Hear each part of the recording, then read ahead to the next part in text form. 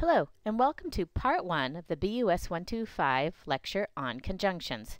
Now, there are several parts to this lecture, so we're going to just give an overview first and then get a little bit more specific.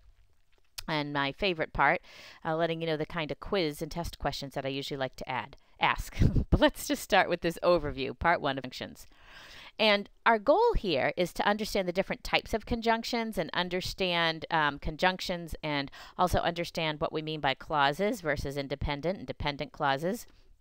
We're going to learn a little bit about punctuation in this section, if you can believe it, and understanding about how we punctuate complex sentences. And the reason that comes in here is that usually when we have conjunctions, words like and, but, or, nor, they are making our sentences longer and hence more complex. And so punctuation starts to come into play here. We're going to learn eventually about parallel structure. And if you want, we can sing the song from Schoolhouse Rock, Conjunction, Junction, what's your function?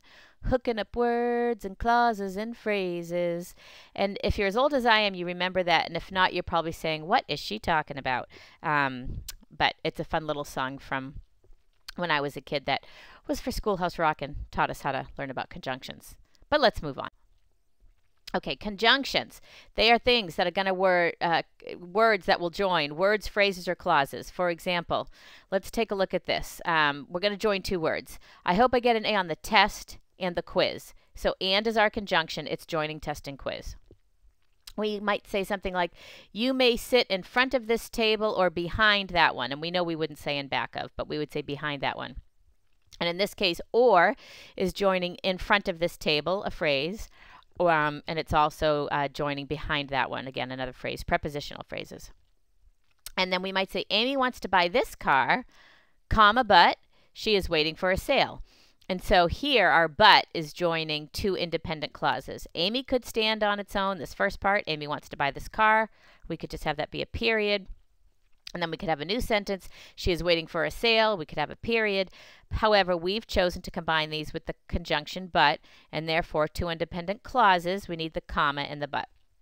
So that's all conjunctions are. They're joining words, phrases, or phrases. And let's talk about our what we'll call coordinating conjunction.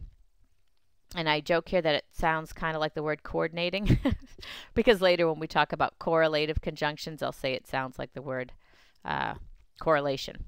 But a coordinating conjunction will connect what we call like elements of grammar. So what we say is grammar that are of equal rank. Like in the previous example, we had two words, and then we had two prepositional phrases, and then we had two independent clauses. And that's kind of an important thing to get into your mind, that you're connecting what we call like elements of grammar. And normally, I have a little acronym I use for them called fanboys. And so therefore we know that our conjunction, the F stands for the A for and, the N for nor, the B for but, the O for or, the Y for yet, and the S for so. Actually, so can work also. So again, let's take a look at this. Henry intends to finish the report, comma, and he plans to publish it. What two like elements of grammar are we connecting? Hopefully you've said, independent clauses. And hopefully you've said, and I know both of those could stand on their own as a sentence because I have a subject and verb here. I have a subject and verb here. I've chosen to connect it with a conjunction and a comma rather than a period. And so you're feeling pretty good about this.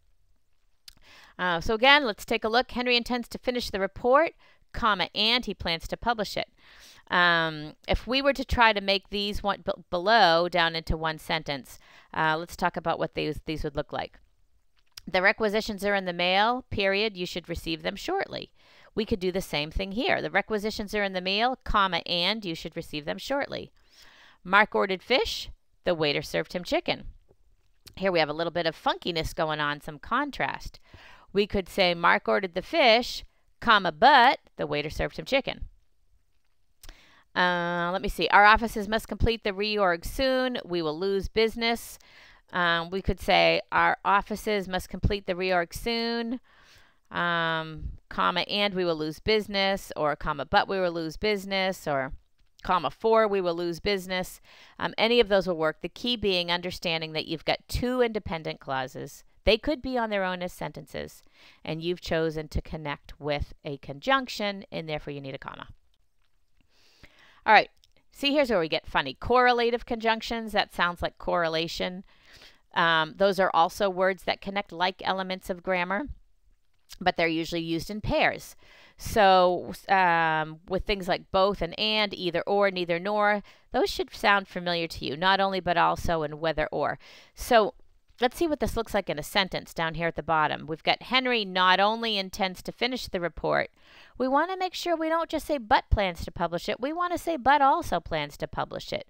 And the reason is that we've used a not only and a but also. Those go together in pairs. And we'll also point out later how this is also parallel, and parallelism is an important concept when we're dealing particularly with our correlative conjunctions. Not only intends, but also plans. Let's move on. Okay, let's talk about subordinating conjunctions, and I want you to note how it sounds like the word subordinate. And that actually helps you keep in mind when we think about a subordinate at work. Those of you who are managers knows that these are people who, heaven forbid I say, are below you, but because any good manager knows that people are never below them, but they are of unequal rank. And therefore, they're what I call dependent on you. They're needing to report to you. And that's how I always think about these subordinating conjunctions. They're conjunctions that basically take part of the sentence down. They subordinate it. They make it dependent. And they usually need to be connected to the big guy, the independent clause, with a comma. So notice in this first one, although we lowered prices, the we lowered prices part could stand on its own, no problem. But we just added a subordinated conjunction, although, and that makes it what? Although we lowered prices. What, huh? Use a comma to connect me to this dependent part, the independent part, excuse me. Sales continued to slow. Note the second one. If you plan to take this course, that can't stand on its own. If you plan to take this course, you're left going, huh, what? How do I connect this? You connect it to the independent part, you must study hard, with your comma.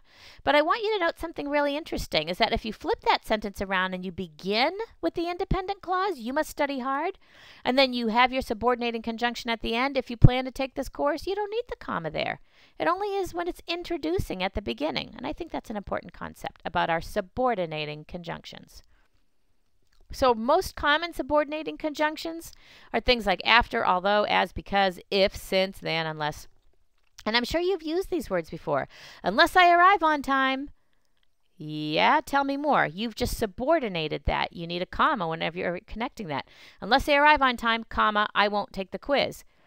However, if you flipped it around, I won't take the quiz unless I arrive on time, you don't need the comma. So anyway, here are a few. Check out Exhibit 6 for more. Why don't you give self-assessment A a try? Keep in mind, I don't really think I'll ever ask you to identify what are correlative, what are coordinating, what are subordinate, but it's just kind of good to know as we move forward. And that concludes Conjunctions Part 1. Thank you.